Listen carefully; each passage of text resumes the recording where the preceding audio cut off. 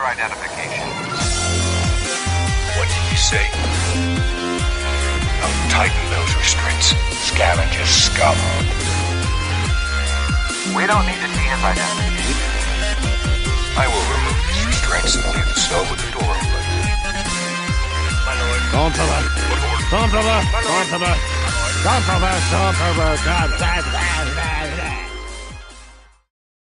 Hello, everyone, and welcome to the Sidebar Cantina, the podcast where we talk about Star Wars, pop culture, until the end, or whatever the fuck we feel like talking about. I'm Mr. Jason Roscom. With me here each and every single week, the Darth Vader to my Maul, Dave Martin. Hello, Dave. Hello, Jason. How are you? I'm good. I'm my voice is well exercised. Yes. Going into the episode today. So All right. because there's somebody in Yes, we're not alone this week. With us, joining us, our good friend Nick from Swede Studios, also from the official Sidebar Band TILTHEEND. Nick, welcome. No, it's until the end. Until the end. What's going on, gents? How you doing? Awesome. Yeah, it's a pleasure to have you back with us. Yeah, man. Excited to talk about this week's topic for sure. Yeah. Because what are we talking about this week, Dave? Well, we're talking about the finale of Maul. Yeah. The 2-episode finale. I don't know if the if the video audience can see Nick's tattoo. No, you can't see it. It's all the way to fuck over there. Yeah, he's got his Maul face tattoo. Yes. And then you know, obviously Maul skewering Qui-Gon as well. Right. So. Yeah. Oh, sweet. So yeah, that's what we're talking about, the Maul finale. And not to mention, it's May the 4th today. Yes. Which also brings the anniversary of the podcast. It does. Which is crazy that all this kind of lined up, right? Because this is May the 4th. Yep. This is the 9th anniversary. 9 years. 9 times. Wow. Let's just reflect on that for a minute. Yeah. Wow. Which if our friends over at the Escape Pod are watching, I got my 100th episode t-shirt on. Yes, he does. Yeah. I believe my 100th episode t-shirt is the one that's in the frame. Yeah. Which is on decorated somewhere in here.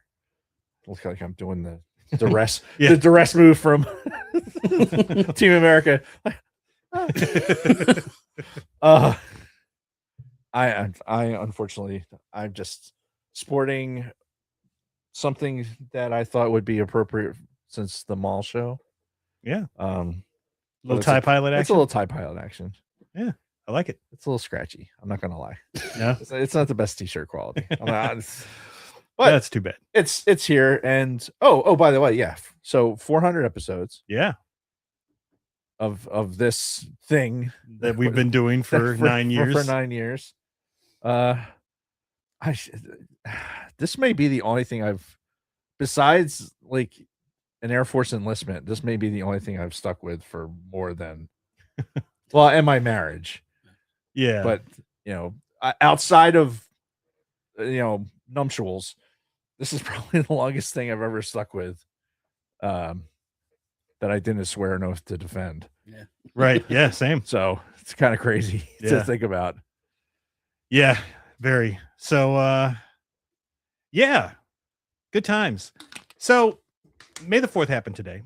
It did. And I was fully expecting some kind of announcement from Lucasfilm. I know there's a lot of companies that had products that they released today, for a lot of it for the Mandalorian and Grogu, but just for May the 4th in general. Like I know Bath and Body Works is doing a whole thing today. Right. Burger King's doing their Mandalorian and Grogu meals. You can take the glass and then.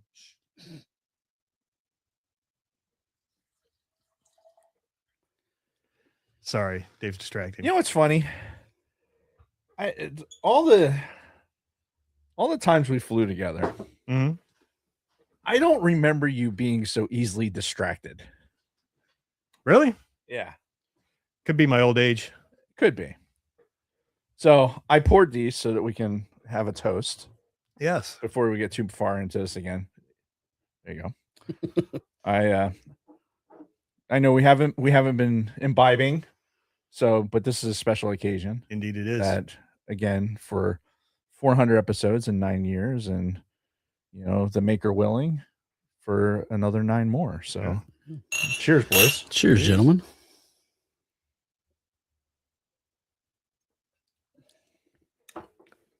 Ugh. This shit is so fucking good. Yeah. Oh my god. That is, dare I say, my wife will hate me for this, but that is tasty. It is. She doesn't like that. She doesn't like when I say that. I don't know. Something's tasty. Tasty. She doesn't like when I say tasty.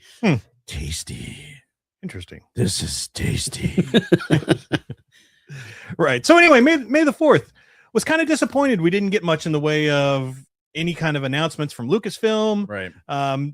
No special stuff announced that we didn't already know about product wise. Yeah, because everything was released like, hey, this is the stuff that's going to be out on May the 4th. And then suddenly, okay, now you can get it. Yeah. Like there's no wow factor for that, Yeah, even for like the video game sales, because like all the Star Wars games are on super discount right now. Those even started, a couple days ago. Oh, I didn't. You know what? I didn't even think of that. Yeah. So if you're looking to get any Star Wars game, now's the time. They're on super sale. God, which ones do I have? See, that's the question. I think I kind of like them all. Yeah, I think the only one I don't own is Outlaws, and I'll wait until that's like sub 10. What is it now? Probably like 30. Really, still that much? I mean, I can check Steam and verify, but well, it's not a bad game. Like, have you fucked with it at all? Which one? Outlaws? No. It's not a bad game. It's just not. It's just lacking. If we didn't have Cal Kestis and those games that names are escaping me, help me out here. What the fuck is the Jedi Fallen Order games? Fallen Order. Yeah, if we didn't have those games that are of very, very similar playability, then this game would actually be pretty groundbreaking for the scale, the scope and scale that it's covering. But the main character's fucking dud. The gameplay is dynamic but a little bit old. Yeah, like because we've done it with Cal and BD1. So I don't know. And it's $18 right now on Steam. Outlaws. It's not terrible. No. It's a big game though. It's probably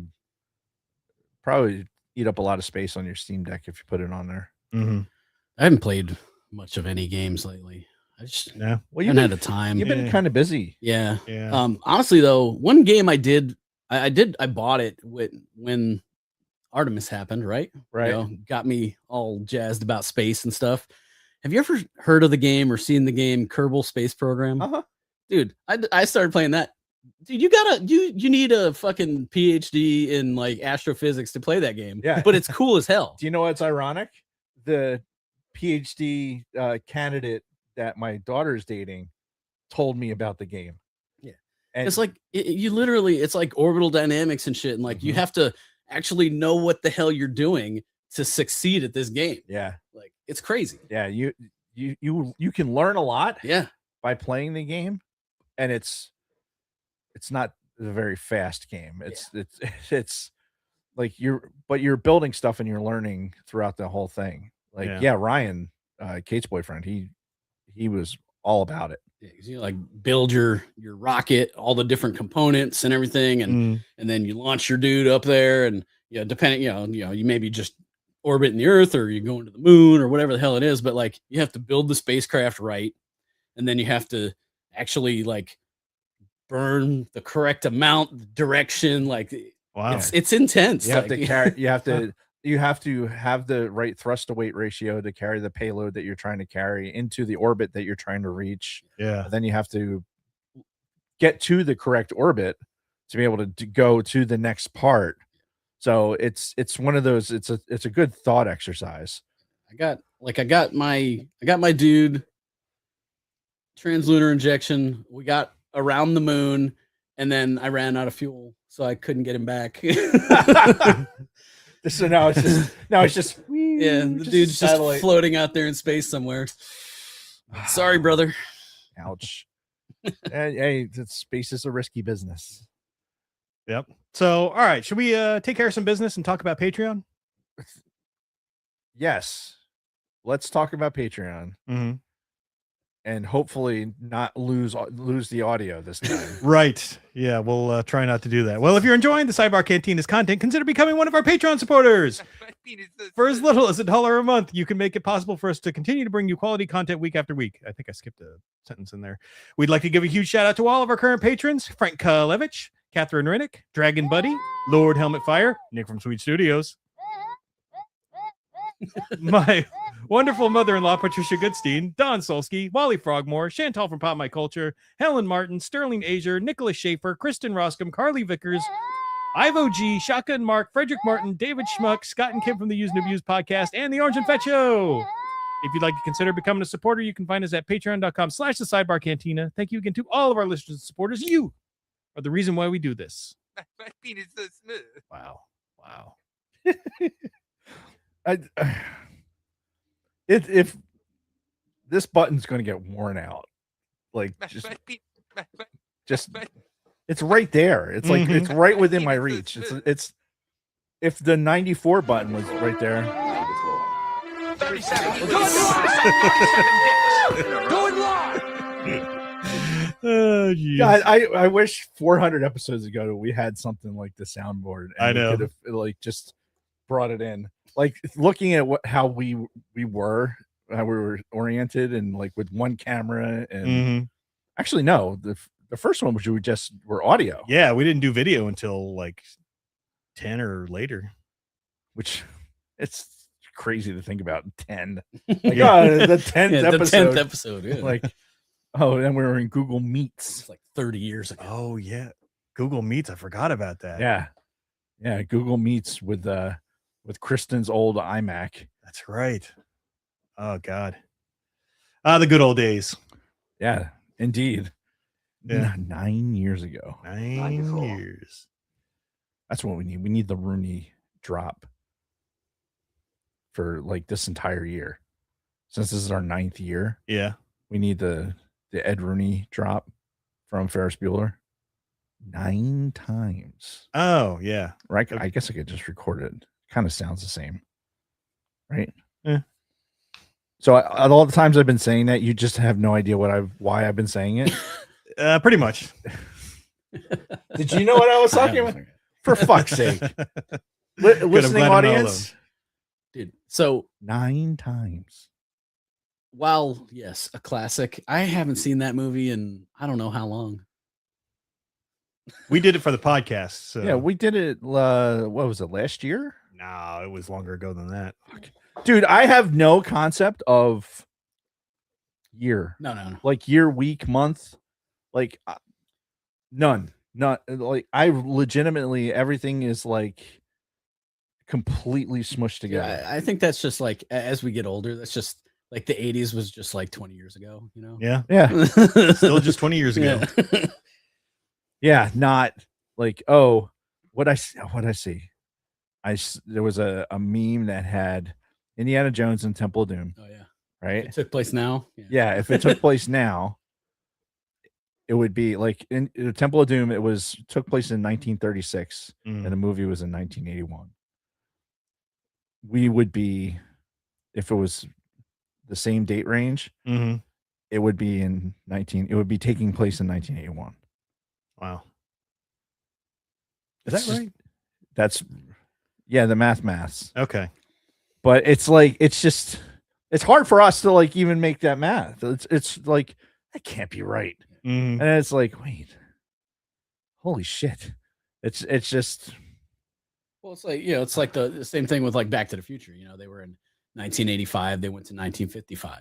Right. Like if it happened now, like it'd be 1997. No.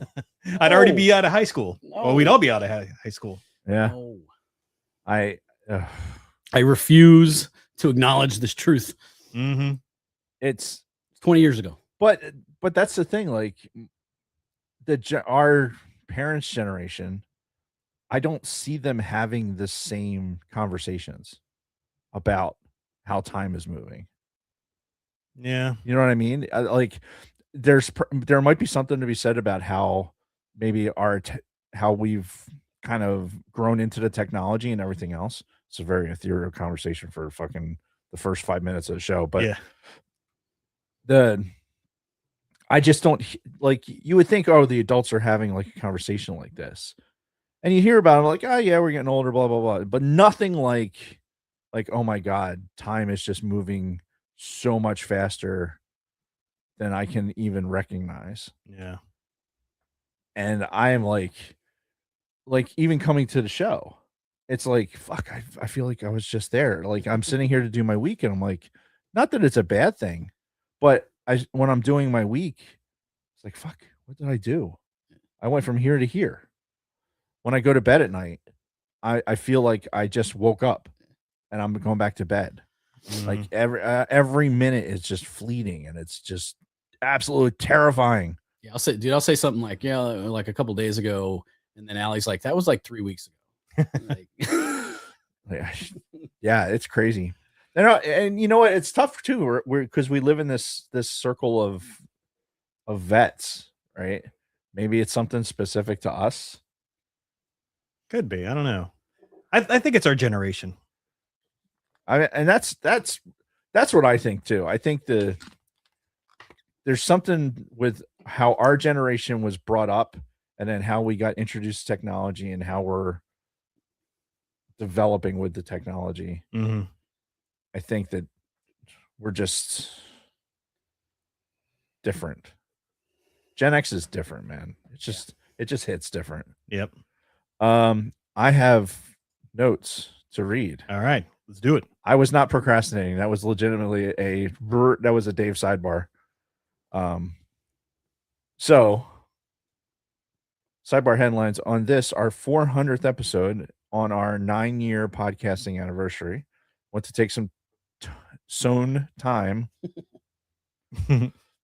to thank all of our viewers, all of our listeners, and all of our social media followers for making us who we are today. Oh, that's sweet. Wish I had wrote that. Thank you from the bottom of our Star Wars Gen X hearts. Sidebar. Happy 6th birthday to Mando the Metal Cat. Oh, happy birthday, Mando the Metal Cat. Yeah. Should we? Mando the Metal Cat. That's what I was talking about earlier. That's what you were waiting on? Huh? No. I was saying that's what I was telling you guys about earlier. Mando the Metal Cat. Yeah. Oh, okay. Nice. Yeah, that's it. That's it for my notes. All right. Anything else on this 400th celebration, or anything else It's a celebration, bitches. before we move on to our weeks? No. I just want to say thank you, like Dave mentioned, to all of our listeners and viewers and everybody who's stuck with us over these last 9 years. I know there's a handful of you out there that have been with us from the very beginning, and you're still out there, and we appreciate you and we love you. And you guys are awesome. Cheers. Yeah.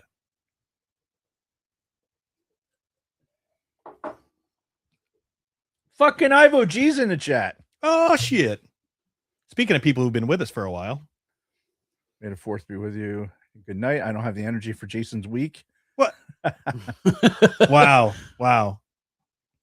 Hey, I mean, if you need to get put to sleep, I mean, Jason's here for you. Oh, but you missed Nick. I mean, Nick's here. Come on now. Anyway, speaking of our weeks, let's get right into it. Yes, for me, all I have is the Phillies. We went to the Phillies game we tried to go on. we tried twice. Yeah, we tried to go on Wednesday. That didn't quite work out. Right. So we ended up going on Thursday due to a rain postponement. So you're glossing over something that I guess you don't know enough about to be pissed off about it. But that whole thing should have never have happened. Oh, really? We should have never gotten in that fucking building. Oh, you think they should have called it long before way before. Yeah. Like, so what ended up happening is it was the Phillies Flyers. The Flyers were at home for game 6. Mm. Excuse me. And Flyers game was later, which is whatever. But I wanted to get into the parking lot before the parking turned into absolute fucking dog shit. So we did get there a little bit early. However, they moved the game up earlier. Yes. On account of the weather.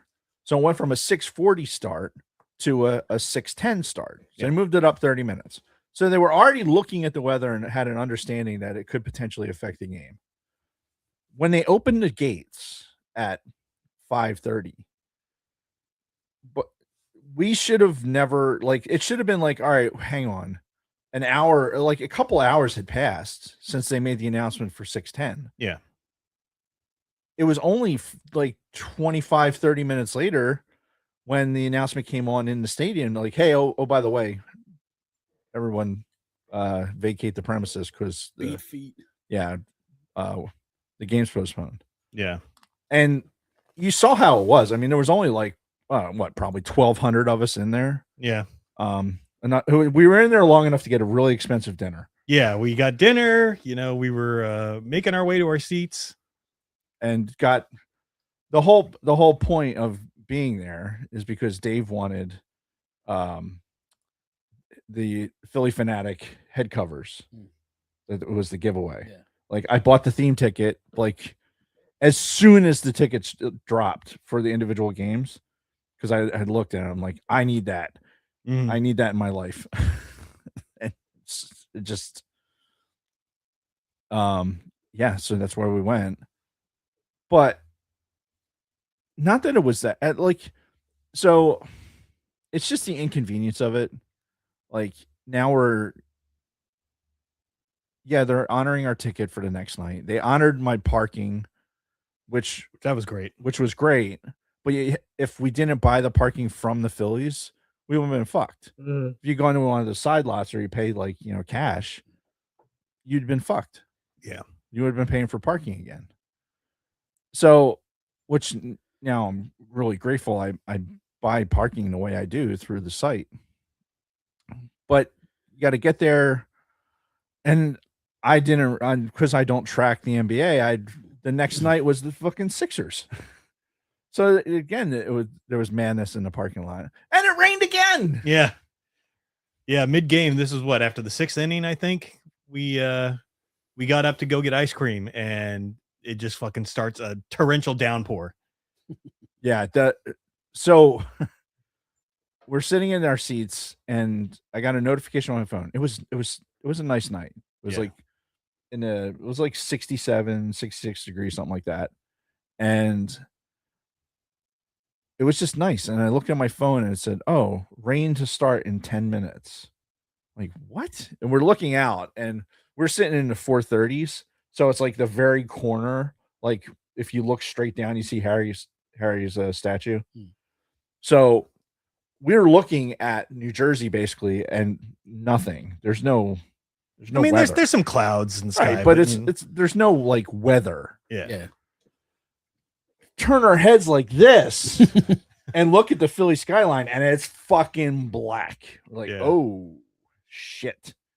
So we got to the end of that inning, and like Jason said, we went down and got ice cream, and then fucking it started pouring. Yeah, like the second we got out of or we got under some cover, it just starts a torrential downpour, and then everybody had to get up and come in. But we beat them by a few seconds. Yeah. And the Phillies won again, as they always have whenever I've gone to one of their games. So we've got a streak going. So go to the Flyers games. Yeah, help us out. We need some crowdfunding for that. Yeah. Although I think people are getting into the Canes games for like less than $150. I was looking for Flyers tickets. Goddamn. Yeah, there's no fucking way. Ridiculous. So the one thing that I think was really was unique about the game, the Phillies game, after the weather blew through, I mean, the temperature dropped to like 50 degrees. We lost like 20 degrees. Yeah, it was. And I wasn't dressed for it. Yeah. I had a pullover on. I was not dressed for fucking cold in the wind. But this fucking rainbow came out Oh yeah. that was the most intense rainbow I've ever seen. Like if you're in the ballpark, here, I'll show you the picture before I show the audience. Yeah. Like when you're standing there, it looked like it was hitting the IKEA. Yeah. From where we were parked or from where we were standing. And this, like, legitimately, like, it stayed that intensity for like 25 minutes. Yeah. It was there for a long time. It was insane. And you could see the whole, at some points you were actually able to see the whole arch all the way around. And it was pretty badass. Yeah. You had the double rainbow. Oh yeah. And I what does tried. it mean? See, there you see a little bit more intensity. Yeah. Like that's just from the camera phone, not Lightroom or anything else. That's crazy. And then there you see it's kind of going across. But and here I'll show the Hey, don't be talking bad about the Flyers. who is Knock it off. Ivo G. Yeah. Wow. Who's this team? And Smirking Bear there is also talking about the Flyers. Oh man, can't have any of that. There will be no insubordination here. Yeah, so they won, and it was a good time. I can't wait to go to the next one. We've got tickets for the Star Wars Day, which is coming up in June. So we're going to that one, and yeah, hopefully my win streak continues. And yeah, if they ever get down this season and you guys need some extra wins to maybe make that playoff push, just let me know, and I'll come out and attend the games. Bring in our ringer. Yep. But that's really all I did this week. Nothing else much besides work and no real play. So I'm still trying. I'm watching Dave like fumble around trying to show this picture. It would have been easier for me to just fucking share my screen or something into the thing, but anyway, probably would have looked pretty good at home. Who the fuck is the Browns in hockey? I think he's saying that the Flyers are the Browns of hockey. Oh, fuck you. Yeah. that is legitimate. Yup to Vayumat. Fucking Ivo. Anyway, so move on to you, Dave. So it talked about the Phillies. The Flyers actually play tonight. Puck drops at 1900. So I'm expecting some updates from the Peanut Gallery. Yep. That's going to be watching it. If you're in fact still tuned into the show. Well, what's fucking annoying. So the way to watch sports these days is such a fucking shit show. Oh, with all the streaming services and everything. You have to have like, oh, this game is on HBO. Watch this on HBO Max or TNT or like. Yeah, football's getting like that. It's annoying. What? ESPN Plus, Amazon, what Paramount Plus, fuck, Peacock. Why can't we just turn on a fucking game? Like local sports, like I can't watch a fucking Phillies game over an antenna because Comcast has it by the fucking throat. Like, I fucking hate Comcast. The evil. I luck out with Philly sports just because. So I have like the Hulu Live TV, right? And I have the Disney Plus, ESPN Plus bundle. So like I get all of the sports, like all the Philly sports. So you still have a kid in the house, that you can justify probably a lot of the TV. Whereas in my house, like we don't have that. Like no, it's for me. It's not for the kids. Like my wife won't buy that. It's just like that's for me to just have something to watch sports because legitimately that's all I'm going to watch with whatever package is the sports. So I'm fucking ass out.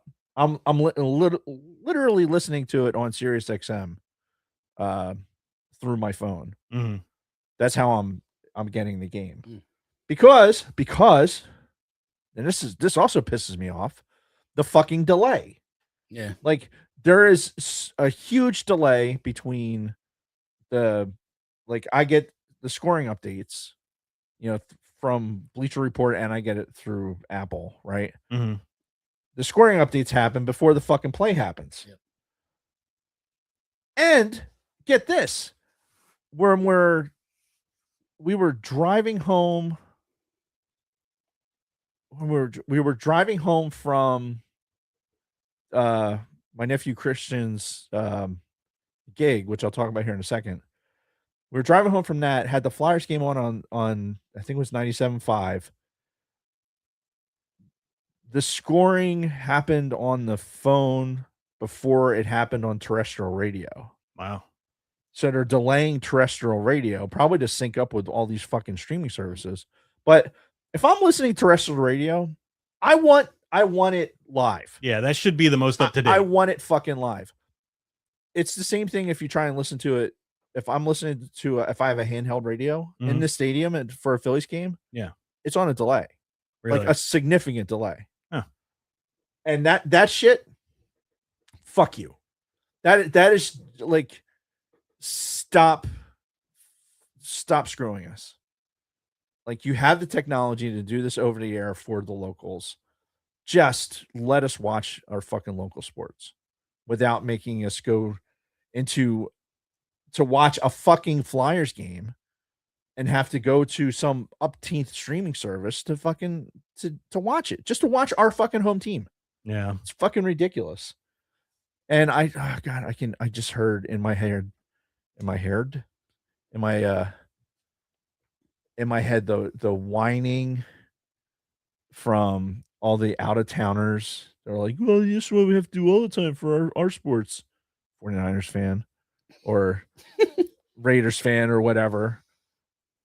And my argument to that is, if you were at home, you wouldn't have to deal with that. Right. You shouldn't have to deal with that. Like, that's the benefit of living at home. Mm-hmm. So this is just Comcast being greedy fucks and screwing us. And I refuse to give them money. Refuse. Peacock, go fuck yourself. Like, I will. I don't know. I'll stand on my roof with a fucking satellite dish before I give them a nickel. Anyway, all right. So I ended up seeing the Flyers game against the Canes. We saw it at this bar. It's in Richland, New Jersey. It's about an hour from here. The hell are you doing out there? So our nephew Christian, or Kathy's nephew Christian, he lives near there. He lives like 5 minutes from there. All right. And he had a solo gig he was playing. So he did a 3 hours. Damn. He had a 3-hour gig there. Like, so he did 3 sets. Damn. Of just, playing acoustic. And he killed it. Nice. He did a great job. And it was his first like solo gig. Like, he plays in a band, and they're called Monkey Puppet, which is I just love that band name. And they have in that same bar. What's going on in the chat? Ivo. Oh God. Yeah, no, Ivo. No. Especially not for your comment with the fucking Browns of the NHL. Go fuck yourself. Is it yes, Moinger Sleevey? Anyway, so watch the Flyers game while he was doing this gig, and 3 hours, dude. Isn't that kind of crazy? I mean, dude, I have done that in the past, but I mean, and he's young. I mean, I was much younger when I was playing like 3 hour sets. I mean, we basically would do like 3 sets with like a break in between, kind of like a hockey game, Yeah. You have your 2 intermissions and and that's what he did. He would take a break, but still a lot. Yeah, for young kid and doing it for the first time, but he was in an environment where he's comfortable with because his band plays in that same bar. And it's a lot of material, 3 hours. Yeah, and he played a lot too, and he took some requests. Yeah. So, but he did a great job. So I'm proud of him. And it sounded good. It was very, very well put together. It was not it wasn't like an open mic type thing. Like he had his shit together. He had a little QR code scan thing for like, so you could see links to what he's doing on social media, and then like another QR code if you wanted to like, I think it said feeling tipsy, and if you wanted to kind of throw money in the guitar box. So great, good shit. It's always live music is always better. It just is. What else? There was something else. That was Saturday. Sunday, I fucking wrote a paper. Blech. No, I think that's it. I found a quote though before we move on to Nick. I wanted to say it when we were having the other conversation about how fucking time moves, but you never lived until you've almost died. For those who have fought for it, life has a flavor the protected shall never know. Good quote. Great quote. Yeah. Anyway, but it kind of puts that how we might have a different perspective on time than most people. But anyway, how about your week, Nick? Or not even your week. How have you been? What have you been up to? Dude, I've been busy to say the least. Like obviously all the band stuff that's been going on, and then just like normal day-to-day work and family. Trying to strike that balance. It's a lot on the plate. So like I was saying earlier, like, hey, I haven't had a lot of time to like even like play video games or anything like that. Usually when I get the chance for something like that, it's something, I got 15 minutes or 20 minutes to kill, and I'll just throw something stupid on to get like Power Wash Simulator, and I'll clean some shit. And like, isn't that the craziest thing? Like that, like we get enjoyment out of cleaning shit on a video screen, right? Like, well, I mean, it's not always nice enough to go outside and power wash. So you have a simulator. Yeah, that's what simulators are for. Yeah. But so honestly, it's been an eventful week for the band. Yeah. Anybody that follows us on the socials, we had a post earlier this week. We had signed with a booking agent, which I think a lot of people took that as like we got a record deal, which wasn't the case. It's just a booking agent that's gonna help us get some gigs out in Europe and whatnot. We've got some shows lined up later this year in September and October out in Europe. We're gonna be playing in Budapest again. Nice. We're gonna be playing in Vienna. Ooh. We're gonna be playing in Prague and Germany. Can't remember the name of the town in Germany. But to go along with that, like I said, people thought that we got a record deal with that post. But in other news, we did get a record deal. Yes. We actually. There you go. There's breaking news that he's trying to slide in there.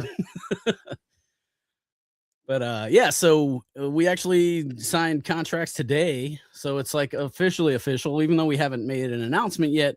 It's still, technically a little bit hush hush because we want to give them the opportunity to make an announcement, but there is a record deal in place. We had a well-known, respected, smaller label, but well-known, been around for 30 years.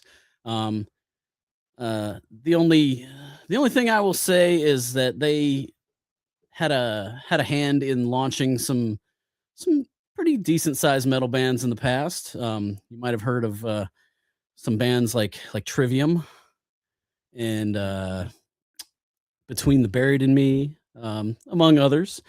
So give people enough hints to go digging if they want to, and they can figure it out. There's a tie-in to Star Wars in the name of the record label. Like, we'll just leave it at that. But there's a record deal in place. They're going to help us, get get a little bit more reach than we can get on our own, which is nice.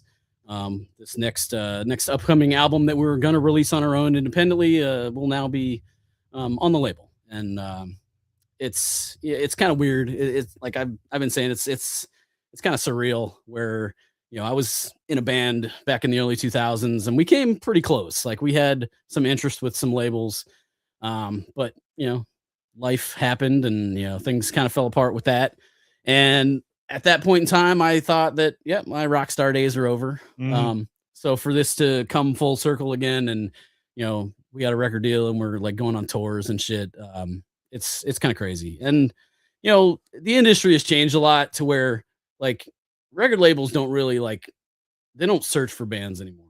Like they, you know, there's with the way the record industry has changed, everything's like streaming online. There's really no more, you know, physical media is there, but it's not the main way people consume music anymore. Yeah.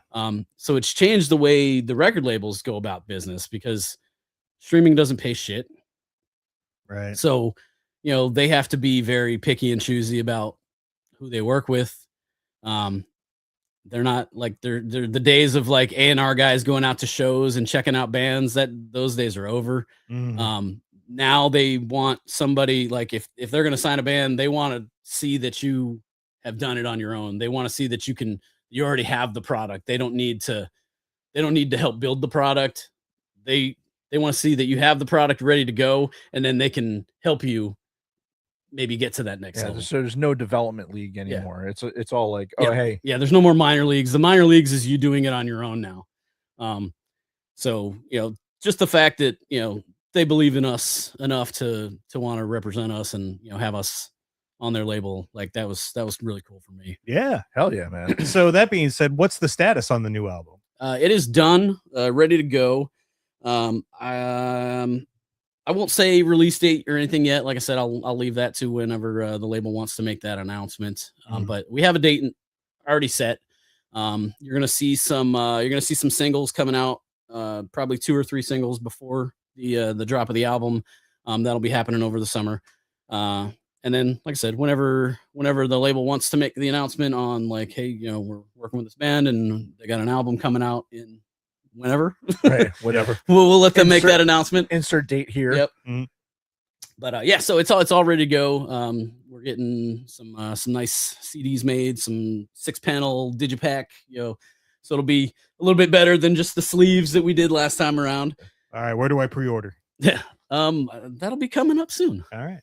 Oh, that's fucking that is awesome. Like having physical media, just I know it seems so arcane, but it just seems like it's so meaningful. Yeah, you know what I mean? Dude, like, dude. So, another thing this week, dude, Seven Dust just dropped their 15th studio album.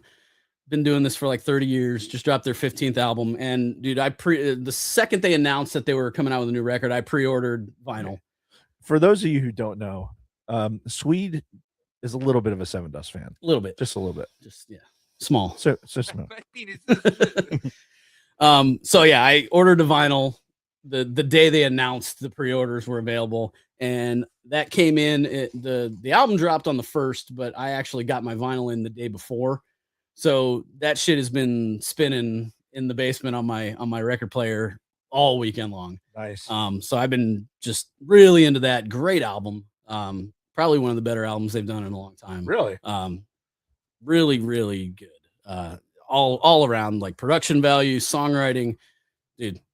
It's top notch. Are they going to be touring for that album? Yes. Like, yeah. They're actually on tour right now. They're playing. I have tickets. I'm gonna take I always say my little guy, but he's not that little. He's 15. But he's still little, you know. Like, but I'm gonna take him to. They're playing in Sayreville, Starland Ballroom. Okay. And then they're also playing. They're playing a couple dates in PA, but I like Starland Ballroom. It's an awesome venue. So, anytime I can get a show in there, I always like to go. So we're gonna go there. But yeah, they have a couple other dates in PA somewhere. I'll tell you, I enjoyed seeing them in Bethlehem. Yeah. Oh yeah, the Steel Stack show. That was awesome. That was a good show. But outside of that, it was my anniversary yesterday. Oh, So see, little we didn't really do too much, like little quiet time with me and the wife. We went out to our little Cajun seafood spot. nice. Had some food. Was it tasty? Oh yeah, it was very tasty. She's probably not listening, but if she is, she's like rolling her eyes at me right now. But yeah, so that was nice. 18 years, man. It's crazy. Long time. Yeah, I've been married for 18 years. But the nice thing is it doesn't feel like it's been 18. Like that would be a bad thing if you're like fucking 18 years. Like, oh my god. I feel every second of this 18 years. That would be a bad thing. Like, oh, time is moving so slow. But no, yeah, it's just going back to it seems like it was only a few years ago, you know? Yeah. Yeah, But, especially when you look at your kids. I mean, you got to look at the boys, and you talk about the parking lot outside. Yeah. Like that's that reality. Yeah, like when he dude. texted, like, "Hey, Like- there's limited parking out at the house because everyone's driving. Yeah. Like, everyone's grown up." Like I said, my little one is gonna be driving next year. Like That's that's insane. insane to me. Mm. It's That is insane to insane. me. But yeah, outside of that, the band stuff, that's really what's been, taking up my time. Trying to get some things finalized. Obviously, we did a little bit of recording session here Yeah, earlier we before the did. show Probably started. scared my neighbors a little bit, but Yep. Yeah. But yeah, those things will get dropped into pretty much everything's done as far as the mix. Like I'm just gonna add some vocals to the group shout thing that we did. Yeah. And then like masters will get sent off to the label here probably within the next month, I think. And then Sweet. they'll start pressing some CDs and we'll get an announcement and we'll be rolling. Awesome.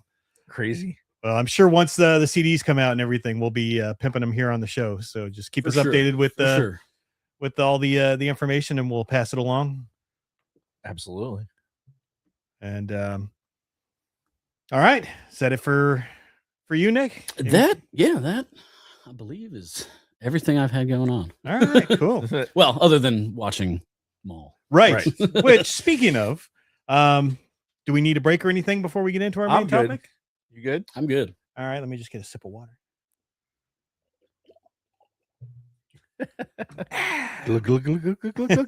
And let's talk some Maul. This is the last two episodes of Maul Shadow Lord for this season, anyway. And I mean, spoiler free, these were the best two episodes, I think, of the whole series. Oh, yeah. It was good. Yeah. Yeah, it was really good.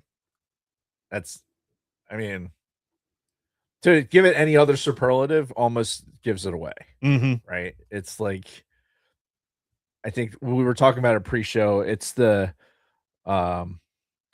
waiting for season 2 is like waiting for the next season of Andor now. It's like, fuck, man. All right, here's where the story was. I gotta know what's going to happen next. Mm-hmm. And which is amazing for characters that we know exactly what happens at some point. Like, Right. At some point, we're going to catch up to the fucking story. But in the meantime, damn, they did a good job. They did a really good job. Yeah, I agree. And so this episode 9, Strange Allies, starts off with another shot. They've been doing this a lot in this series. Is they'll show an overhead view of the city with the Imperial presence there. You got the one Star Destroyer there, and then this time you had a second one rolling in as we're coming into this new episode. And you can hear these throughout this episode. You can hear these announcements on like the loudspeaker or whatever, basically talking about how the planet's in lockdown and your people are not allowed to use public transportation or leave their homes, otherwise face the risk of execution, essentially is what they're saying on these It's not announcements. not overtly threatening at all. No, but they were Don't leave your homes or you will die. yeah. Okay. We And don't need to worry. we get kicked off with Maul's conversation with Dryden Voss, Right. because that's where we ended last episode with Voss wanting an audience with Maul, and now we get that. Sadly, Voss is not voiced by Paul Bettany Yeah. in this. I was I was hoping for that. But yeah, me yeah. too. I'm surprised it wasn't, to be honest, because it seems like they've made continuity with all the other voiceovers. Yeah. Excuse me, but before we get too deep into that, this show is probably been the best one for what the hell is it called? Fuck. The little bit that they run to catch you up on this is what happened before. Oh, like the previously on. Yeah. Yeah. Like for me, it's the perfect amount of memory jogger. Yeah, just like, hey, this happened.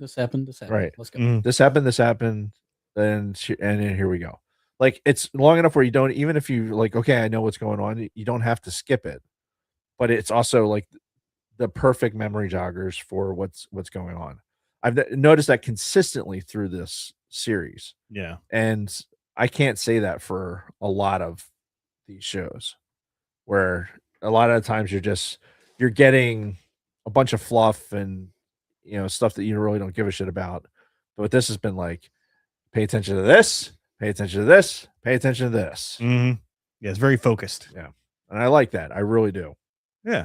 Which I think is the benefit of having that 20-minute episode, because you're like, you have to be focused. Yeah, both of these episodes, by the way, are like 26 minutes with credits and everything else. So you're getting about 20 minutes of actual content after all is said and done, which is kind of sad, but it's just it's a fast 20 minutes. Yeah, I know. It goes by really quick. So Maul is on the call with Voss, and essentially Voss offers him a deal. Like, I'll get you off of Janix, get you out of the Empire's grasp, but you've got to come in and kill Boss Rintero, who's the leader of Crimson Dawn, yeah. And Maul was pretty much like, yeah, I'll do that. Yeah, that sounds like sold. Yeah. Like, wait, that was part of my plan anyway, so yes, let's do that. Yeah. And what he wants in exchange is Dryden Voss wants to be put in as the leader of Crimson Dawn once that's done. And yeah, Maul didn't even hesitate. He's like, yeah. Son of a bitch, I'm in. Yep. That's right. But he doesn't want to leave without Devin still. Yep. So, what's her name? Homegirl is asking him, like, are we ready to get off of this fucking planet? And he's like, well, we still got one little loose end we got to tie up. We might need them. Yeah. Which, spoiler alert, as it turns out, yes, yes, they did need them. After this, we get a scene of Devin having a dream, basically, of Maul like projecting to her the statue that they're meeting at, with where Voss is going to have the transport meet him. No, never mind. It was a statue where Maul wanted them to meet him. Yeah. Right. Not where Voss wanted to meet. And Okie Dokie was fucking on it. Yeah. Like, as soon as she that said, wasn't like, a dream. Yeah, he's like, dude, Maul's getting into your fucking brain and planting this shit. And she's like, well, anybody got any better ideas? Yep. No? Well, let's fucking go. Right. He's like, he wouldn't have been able to do that unless you guys had some kind of a connection. And she's Right. like, well, he did save my life. Yeah. Leku's touching. Leku reaches out and touches a little point. She's probably of age, right? I mean, I think we're led to believe she's pretty young. Like, can't be that young. Yeah. I don't know. I don't know. They didn't really go into it, so I can't gauge Twi'lek female ages. Yeah. No, I have no concept to that. No, because all you want to see is them dancing on stage. That's all. I mean, yeah, obviously. Yeah. We're in Jabba's palace. Right. Yeah, obviously. Okay. And all the while they're heading to this fountain to meet with Maul. The Inquisitors are in pursuit. So we've got Marok and the Crow. So dumb. In tow. If there's any, and they don't say the name ever, so it's not really something to piss someone about. Yeah. For the show, but just knowing that that's what the name is. the Crow. What the fuck? Well, I don't think that's his official name. I think that's what fans have given him. Oh, and I think Because I actually saw a Star Wars post that called him that. Right. Yeah. So like, yeah, I think I saw the same one. but I think he's actually 11th, the 11th brother is Yes. his actual like title. Mm. Gonna say this is terrible. Yeah, Like- 11th brother. Okay. If he goes and gets shot in the chest, then you can call him the Crow. Oh damn! Is it too soon? Damn! Whew. That's rough.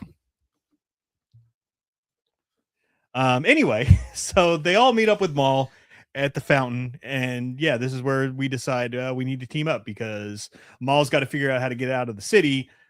Lawson knows the city very well, so they're going to use him to kind of guide them out of the city. So we get Maul's crew, what's left of them, joining up with Devin and Doki and Dokali. and the Lawson kids, and they're all heading out to get out of the city. And when they get there to this power station, it's like heavy Imperial presence. We've got ATSTs, we've got guys on speeders, we've got a shitload of stormtroopers. So Yeah. It's like, oh shit. Well, we need to get over there. So all right, we're just gonna go fuck shit up now. Yeah, Like- and we get just a badass Maul moment where Yeah. he basically comes from around the corner by himself and just goes toe to toe with the Empire, the ATST. It might not be an ATST, it might be something a little different. It looks kind of different. It's a but- chicken walker. Yeah, it's a walker. And he just kind of stands right up to them and just goes toe to toe, busts out the lightsabers, deflecting bolts like crazy. Yeah, that they jam the comms, obviously. Yeah. Spybot. Spybot, yeah. God, talking. And yeah, Maul goes out there and he's just so fucking pissed that like, God damn it, I just want to get off of this fucking planet, and he starts annihilating people. Yeah. Cutting the ATST at the leg, and then throwing it in half, chopping the fucking thing in half, and catching the fucking lightsaber is like, wow, that's that. Wow, yeah. It really, we need to get his magic legs fixed so that he stops fucking having to worry about that shit. Otherwise, he's got the Mando chick there with her. Like, why she hasn't fixed his leg yet? I don't. I guess they they needed haven't it as had a time. plot point. I don't think they've had time. Oh, because later on in that battle, I think it's somebody who we're not going to talk about yet, but somebody I think keeps focusing on getting that leg. Yeah. Does this hurt? Does this hurt? Does that Does this hurt? bother you? Seemed like you asked a little something wrong right there. Oh, when Maul came out too, when he first comes around the corner and to confront the Imperials, he's dragging his saber along the ground. Oh yeah. Oh, I wish I had. Oh, you have it. What's that? The Vader saber? The draggy lightsaber. Yeah.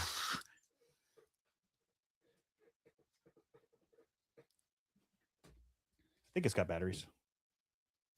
Oh, maybe not. Oh, there we go. Oh God. This thing is so fucking awesome. Yes, he was doing exactly that. Yes. Which nobody can see. It's like, there we go. Can you see that? No, Nope, can't see that either. How about this? Can you see that? Oh, All right. it's in the wrong spot. Well, it's because it's not on the ground. There you Well, at least you tried. go. I tried, people. Sidebar. How good this looks on camera. Oh, It does look pretty good. oh, And after he cuts that ATST down, he kind of looks back over his shoulder at Devin, sort of like, if you follow me, Right. Yeah. you know, You see what anger gets? yeah. This badassery. So come on with it. Yeah, so he gave her that look, and little knowing smirk, like, yeah. yep. All while this is going on, the Inquisitors are getting closer. They're on the trail, and they actually speak a little bit too. I think I don't remember them talking, but I would imagine it sounded something like that. yeah, I think it was Marok said something like they're planning their escape, or in the crow said like they were here, something like that. Oh yeah. Something irrelevant. Mhm. Why can't they be just like the other guy and just not say anything? Yeah. and just be menacing? Yeah. Like Standing there menacingly. They get into the power station and they go underneath this grate, which leads to this chasm that is what's going to take them out of the city. That apparently Lawson had chased a perp through, so that's why he knows it's there. Mm-hmm. Convenient, indeed. And the Inquisitors again are right on their tail. We get a scene where they're walking. They walk over the grate and they both stop and look back and they realize, okay, that's like probably where they went. You smell that? Smells like bitch. Well, they walk back beside the grate and you get this great shot from underneath the grate of them both looking down into it, and you just see like the crow's red eyes kind of between the grates, and it was a pretty cool shot. You know, just because they call him the Crow doesn't mean we have to call him the Crow. Can we come up with something cooler than the Crow? Like 11th brother. Or like the 11th brother, yeah. We could call him that, I guess. Do we know what Marok is? Is he the 10th brother? He's the 4 3/4 brother. I thought he was like first. I don't think so. First? Yeah, maybe. He's first brother? Wouldn't that just be brother? Like brother.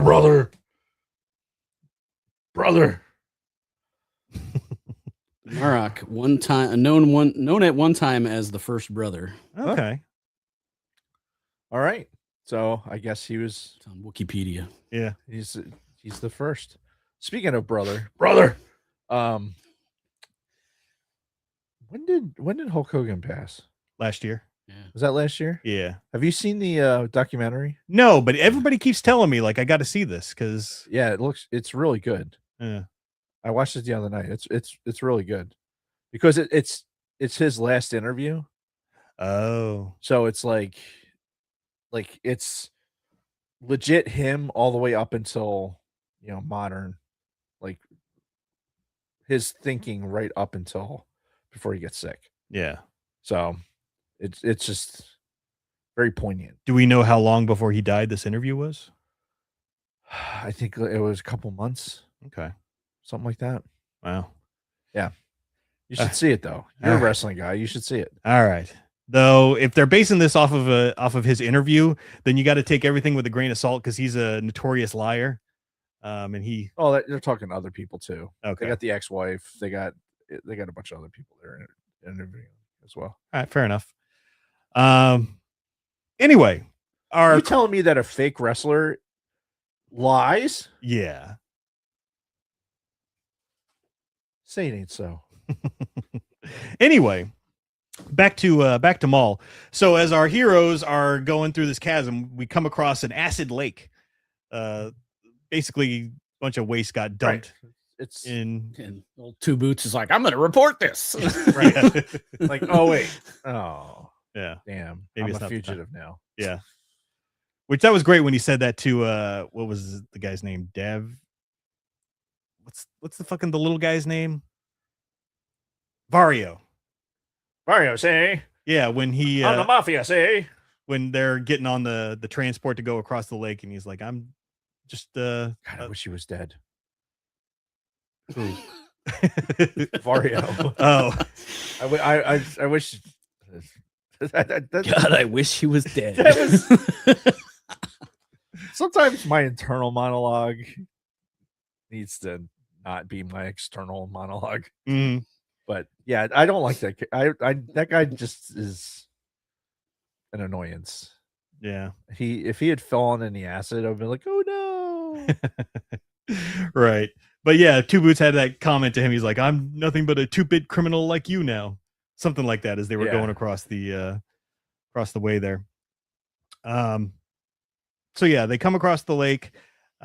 We get this sentimental moment between Lawson and Riley where they're going across, and it's the most time we spent together. Yeah. Sorry, I'm a shitty dad. Yeah. Like, yeah, I let it work.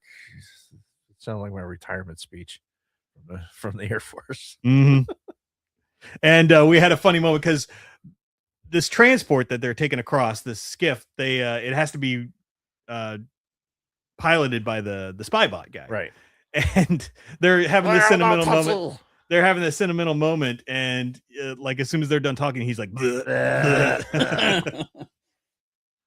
Yeah. Yeah. It's a shame. Anyway, I don't want to get ahead of this. Right. Doki senses somebody coming. Right. As they're, waiting to. As he should, because he is a Jedi Master, allegedly. And these guys are dark side users. So, yeah. And they turn around, like him, Maul, and Devin are all prepared for what's coming around the corner. And then these two Inquisitors, like with fucking Palpatine speed, just right. They jump right into the frame. Yep. And then we get some more badass lightsaber battles. Play the fight riff. Dude. And let me just say, I am so glad that they made the Inquisitors like formidable. Yeah. Like, because as much as we all love Ahsoka, they nerfed these Inquisitors. Like, she basically one-shots both of these same dudes. Yeah. Like, just like they're nothing. Mm-hmm. So the fact that they made these dudes formidable, like Maul and two Jedi are struggling with these two dudes. Right. Yeah. That's the way they should be. Right. Yeah. So I agree. I love that they did that. Yeah. They gave him a little bit of redemption in this. Yeah, it's like, okay, this is why we exist. We're stomping around. We're taking care of shit. Yeah. I mean, like I said, like we love, we love that Ahsoka's a badass. Like she's awesome, but come on now. Come on. Come on, buddy. Come on, buddy. Everybody knew when you came through the goddamn door. What was that? Did you hear that? That was this. Oh, okay. Anyway. What was that? So yeah, we got this big battle ensuing. Behind the Inquisitors is a shitload of stormtroopers that are like funneling out. So Maul's crew is busy with them. Right. And we start getting some losses. Yes. Like first, rest in peace to one of the Mandos. He gets shot and falls into the acid pit. And then not long after that, we get the spy bot gets killed as he's poor Spybot. Yep. Gets cut in half. Yeah, by I think it was Marok's saber. He tossed it, chopped him in half. Yep. And Maul was pretty pissed after that. Yeah, that's what Maul. That's the one thing. Puppy. Yeah, that's puppy. Yeah, John Wick's now. And he just pissed him off. Like, you fucking, oh god, I love that fucking droid. Yeah. Yeah. And then somewhere in here, Maul he takes apart his saber and goes dual wielding. Yeah. To fight these guys off. Which I 100% a fan of. Yeah. Like, he's dipping into all of the tricks. Yeah. Yeah. Okay. We can't fight the same way. And he even talks about it when he's talking to Devin later. It's like, we can't fight these guys the same way that you want to fight them. Like they know your tactics. Yeah. Yeah. So we have to be, we can't give them the same fight. We have to be different. We have to change things up. Mm-hmm. And I mean, he's not wrong. Like they obviously they know how they've been trained. Yeah. Because they kind of all have the same teacher, more or less. In one way or the other. Yeah, pretty much. We say rest in peace to another Mando. And then to the Zabrak, the brother. Yeah. Brother. Yeah, the brother Zabrak. He goes down, but he takes a few troopers down with him. Yep. He gang tackles 3 of them and they all fall into the acid. Into the acid. Which, RIP to that camera, I guess, for the camera angle of them falling into the acid. Because you see the shot that they're like, it's in the acid with them when they fall in. Yeah. So that's where my thought went. I'm like, I'm watching them fall in the acid. I'm like, how did they get the How'd they get that shot? Dave's thinking of the cinematography. Right. Computers, Dave. That's how they do it. They do it with computers. So eventually they all retreat. They all get to the other side of the lake. Again, not able to defeat either of the Inquisitors. Yeah. So they get over there, and then Marok tells one of the troopers or something, is like, inform him that they are headed his way. Right. Which, you know, It sounds ominous. yeah. But, like, it sounds ominous, but it wasn't like I wasn't ready for what was going to happen. No. Like I really wasn't. Yeah. I should have known, I guess, but I wasn't ready. Okay. Wasn't ready. Weren't expecting this soon. I wasn't expecting the Spanish Inquisition. All right. I was not. Well, so Nobody they expects this, man. yeah, they get out of the tunnel. They're in this like foggy forest. And of course, Maul's like, homegirl, Brooke, go scout ahead. She volunteers. That's Yeah. true. Yeah, Yeah, she's she like, I'm gonna go volunteers. scout. You know, Of course, So go ahead he and wasn't scout. like, oh no, don't go. Don't No. go. No, Like, all right, it's go. dangerous out there. Yeah. Well, I don't think Maul knew what was out there. Oh no.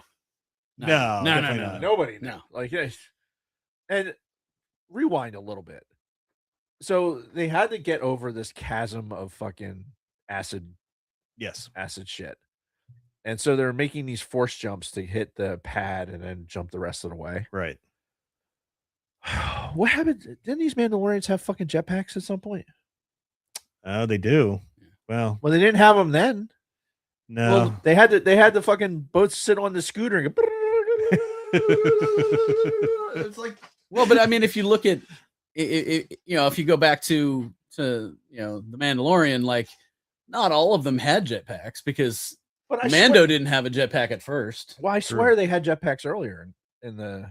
Oh, those specific Mando? Yeah, Yeah. maybe. I don't remember honestly. I wonder if they had to take It- them off at some point. I They don't had to know. leave them with the credits that they had to leave behind. Credits will do fine. Yeah. But so yeah. they won't. So Rook and the last of the Mandos go out there, and you hear zzz, zzz, and Screaming. yep. Yeah. And then she runs back in, and she's like, there's something out there. Something out there. And then she gets dragged back into the forest in the fog, and you hear her screaming and dying. Yep. I'm assuming she's dead. Yeah, I think Uh, it's a safe assumption. Yeah. And then out from the fog, first you hear him.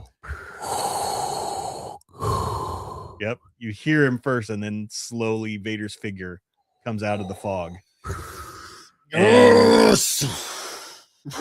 And the last thing he does before the episode ends is ignites his saber, and you see that red glow throughout the fog and everything, and you can see in his visor the reflection of the saber coming out. But awesome shot to end this episode with. Yeah. There was a lot of good sword play for animation, which is it's hard. You know, it's got to be hard to animate as much interactions. Yeah. But one thing that I noticed in this episode in particular, the Padawan and the Master kept, like, when one was in trouble, kept going to the rescue of the other. Mhm. Do you notice that? Yeah. Like, that doesn't seem to me like normal behavior. Like, this Master, especially, going like, oh shit, my Padawan's in trouble. Like, let me run away from this fight that I'm in to go jump into that fight because I think she's in trouble. You know what I mean? It just felt weird. Yeah. Like he's being too mastery. You know, maybe a little overbearing. Yeah. That could just be his nature. Yeah, I mean, he seems to be kind of overbearing just in general. Yeah. So maybe that's part of it, but I just noticed the Phillies helmet on your on the droid. Yeah. I put that on there today. But yeah, there was a lot of like bouncing back and forth. Yeah. Well, we get a hell of a lot more of that with the next episode Right. too. No, I don't know, just something I noticed. Like, in sidebar, I don't know if you guys talked about it at all throughout this thing, but there was there was a little like behind the scenes making of the Maul series thing that they did, and there was a little clip in there where they were talking about Maul's lightsaber sound. Like they actually used Sam Witwer's scream as part of the lightsaber sound. Yeah, I heard something about when that. Yeah. when I heard that, I was like, I gotta listen for that. And like you like in certain scenes when he does certain things, like you hear a little bit of that, like it's mixed in with the lightsaber sound. I just thought that was like a cool little tidbit that they're like, yeah, we're gonna use Maul's scream in the lightsaber. Yeah.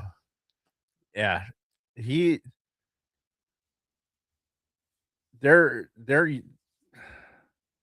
Maul is gradually getting stronger and stronger, as we go along with this. Even with his fight with Vader. Spoiler alert. Obviously Vader shows up, right? So they're gonna duke it out. Yeah. But I feel like Maul is gaining more knowledge in the Force as he goes, like with this fight. Even though he's getting his butt kicked, like he's learning. And the biggest thing is like he doesn't understand, like what the fuck is this? Yeah. Like what is this being? Like this is not an Inquisitor. This is different. Well, he even says something along the lines of like what are you kind of thing. Yeah. In the fight. Yeah. And I think he actually used the line, "You are no Inquisitor." Right. But we're getting a little ahead of Jason's notes here. Well, if we don't have anything else for episode 9, we can move right into episode 10, which is titled "The Dark Lord." But if you know one other thing about just a little like tidbit knowledge that I heard. Sure. Did you know that Sam Witwer voices someone else in the show as well? Did not. Other than Maul, he's also Merrick. Oh, is he? Yeah. Oh, shit. I forget where I saw that, but I was like, really? And I look it up. I'm like, sure shit. Oh, he did Merrick as well. Okay. He does a lot of stuff. Yeah. Save some room for other voice actors, man. Jeez. Right. Now, did he do the voice of Merrick in Ahsoka? I don't know. I know he does it in this series, but I don't know if he did previous iterations of it. Yeah, because he only had like 1 or 2 lines Yeah. in the whole show, but and died like a bitch. Yeah, he did.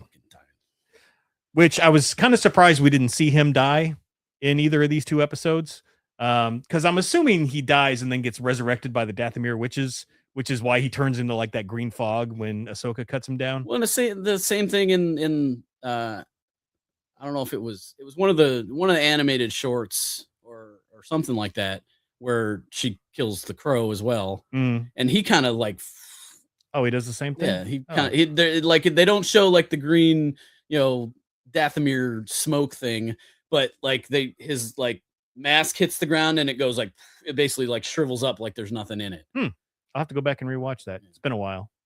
Yeah, he goes out like a bitch too. Like, yeah. She's like, he like swings a couple times. She like grabs the lightsaber, it disengages, and then she kicks him, and and it's over. It's like I said, like I love the fact that they made them, formidable opponents in this. Mm-hmm. Yeah, they should be. Indeed.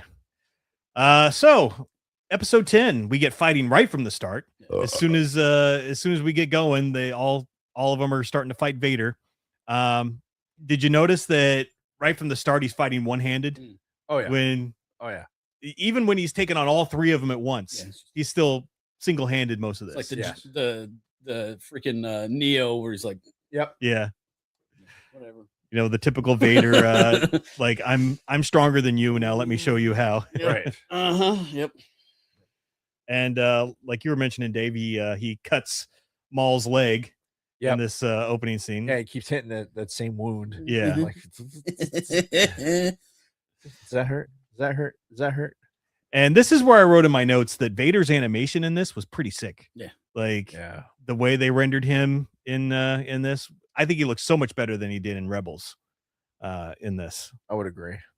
Yeah. He was like in Rebels, he was very like his face was very slender. Yeah. But I mean, that was kind of a lot of the style that they went with. Like Maul was the same way. He was very slender, pointy jaw. You know? But I think he looked fucking incredible in this. Yeah. And a lot of this was them running away. They, fight Vader for a little bit, and then they fucking run and get away for a little bit. Dryden Voss is en route. He calls fucking what's his name on the communicator and is like, "Hey, you better make sure Maul's at this spot when I get there." I'll be there, say.